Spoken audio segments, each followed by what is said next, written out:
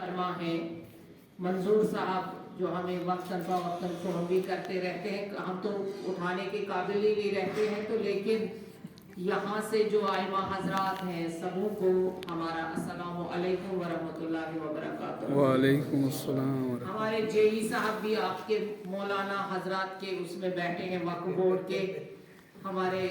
वो लगते हैं कि यहीं के मौलाना साहब हैं, लेकिन ये हमारे जेई हैं वक्फ बोर्ड के, तो ये भी यहाँ पे बैठे हैं। जनाब कादरी साहब ने और इमाम साहब ने सबों ने यहाँ पर जो बात रखी, पहले भी हम आए, आपने मोहब्बत दी, शफकत दी, उसके चलते हम आगे बढ़ रहे हैं, क्योंकि जब आइमा हजरात की दुआएं होती हैं तो इंसान आगे बढ़ने की कोशिश करता है। अभी तो हमारे 11 महीने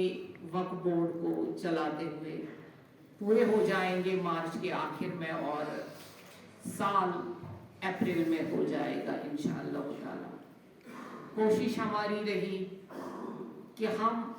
वक्फ को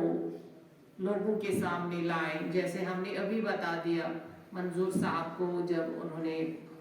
फरमाया यहाँ पे कि वक्फ का क्या सिलसिला है, और उन्होंने जितनी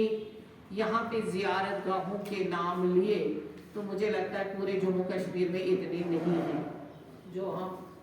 सीओ साहब भी अभी कह रहे थे। मकसद है कि हम इन तमाम ज़ियारत गाहों का कैफी साहब के साथ बैठकर, यहाँ के एसडीएम साहब के साथ बैठकर और तनवीर साहब के साथ बैठकर, और तमाम आप जो आइमा हजरात हैं उनके साथ बैठकर एक मीटिंग कर ले और एक ऐसा फैसला ले ले ताकि ये जो दरगाहें हमारी वाकई में हैं, जिन पे किसी का कब्जा है या अभी तक हमारे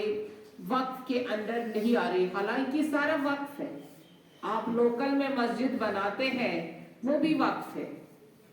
वक्फ बोर्ड का मतलब नहीं होता, वो वक्फ है, बजाते खुद वो वक्फ हो जाता है, क्योंकि उस पे किसी का दस्तरस नहीं रहता है, वो आवाम का होता है, वो कौम का रहता है, तो उसको वक्फ कहते हैं। अब जबकि यहाँ पर बहुत सारी ज़ियारतें हैं और उनका जो आपने खुद ही बोला, मेरी जुबान से अब बोलना वो अच्छा नहीं लगेगा, जो कहीं और जाता है